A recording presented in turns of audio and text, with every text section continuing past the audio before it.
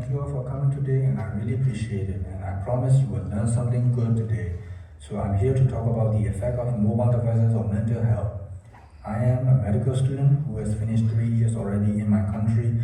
Back in my countries, I have learned from many respectful professors, and I have been to the psych ward for several months. And I know how to take care of mentally ill patients, and I have enough experience about it. Before we get started, I would like to share my friend's true story. I got a friend and she used to be very cheerful and motivated when we were in high school. However, we got separated after high school, choosing our own career paths, chasing our dreams.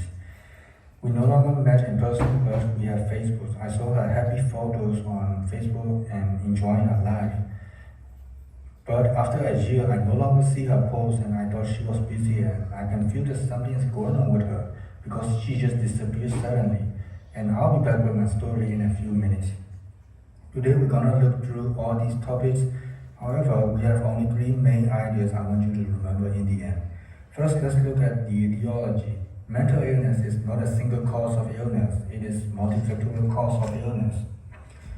If someone is lacking certain types of genes responsible for protein production, one's hormone level won't be stable and lead to mental illness like depression. In addition, environmental factors and social factors play an important role in mental health. According to researchers, adolescents around the age of 16 to 25 are more likely to suffer depression recently. Old people were likely to suffer depression too back in the days. So keep in mind that we have become the victims of modern technology. If you are female, you are more likely to get depression. Sorry, ladies. This is the data from National Alliance on Mental Health. It shows 1 out of 5 adults experience mental health. It is pretty high if we calculate on 100 adults and above. 18% with anxiety, 7% with major depression. Same thing goes to youth with ages of 13 to 18 having mental illness 1 out of 5. Because kids nowadays are using electronic devices too soon in their lives. According to Backlink Teens average screen time statistics, the worldwide people spend about 6 hours 40 minutes per day. In the US, the screen time hits 7 hours 3 minutes per day in this year. The surprising thing is 13 to 18 years old teenagers have more than 8 hours of screen time, and it is longer than sleeping. It is so sad that technology is supposed to live our lives, but ironically, it is abusing us. So the good mental health can be characterized by resiliency of stress, empathy, optimism, productivity, confidence, mental clarity, and contentment. It shapes our thoughts, visions, and actions, thus affecting every areas of life, from basic to higher functions. That is why we address the mental health as so important thing. The next thing I want you to remember is our phones has radio frequency between 600 MHz to 39 GHz, which is harmful to our brain's frontal lobe responsible for thinking, speaking, and higher cognitive functions. Using phones before bedtime is really bad because of the blue lights which enter through our visual pathway, reaching the brain, causing insomnia, decreased attention span, early memory loss, and eye tension. The studies show that every time we swipe our phones, our brain releases dopamine, the rewarding hormone. It is necessary, however, too much can be harmful, causing addiction. The messages and notifications also stimulate our alerting system in the brain. Every time they come in, our nervous system got stimulated and enter the sympathetic mode, leading to cognitive overload.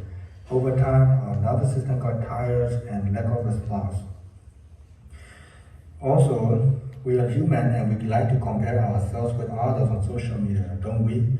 It decreases our self-esteem and end up in depression, so stop doing that. We can limit ourselves from using phones by using built-in apps and features to set limits for specific help. Once you have reached your limit, it will remind you and won't let you in. Such a cool feature, right? Make phone-free zones is an important idea.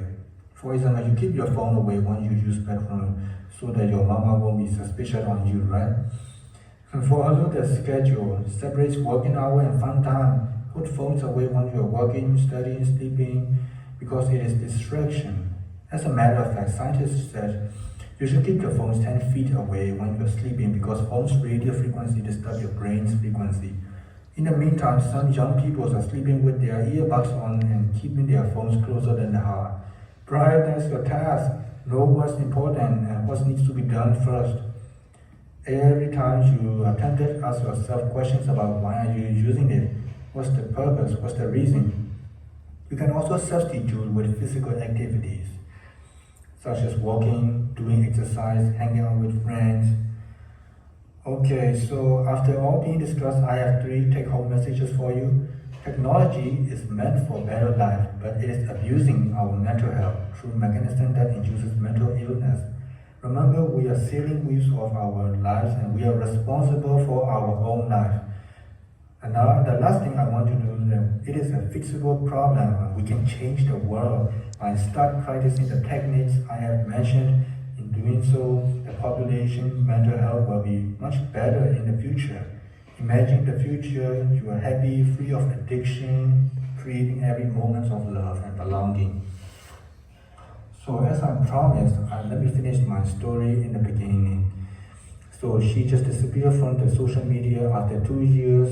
I was walking down the street and passes a little cafe. I heard someone calling my name from the back and I turned around and it was her.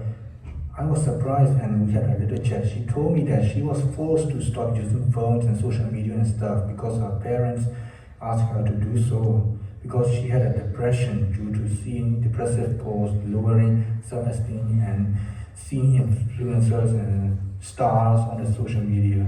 And later, she was cyberbullied by a group of girls, trolling her about her appearance, making fun of her life. So this reminds me of how mobile phones have a huge impact on our life. So in conclusion, I want you to understand that mental health rules our mind and physics. So you have to take care of it like you take care of your body. And lastly, nothing is as important as mental health in society because life is worth living. My name is Gong Zhou from English, Rhetoric and Public Speaking. Thank you all.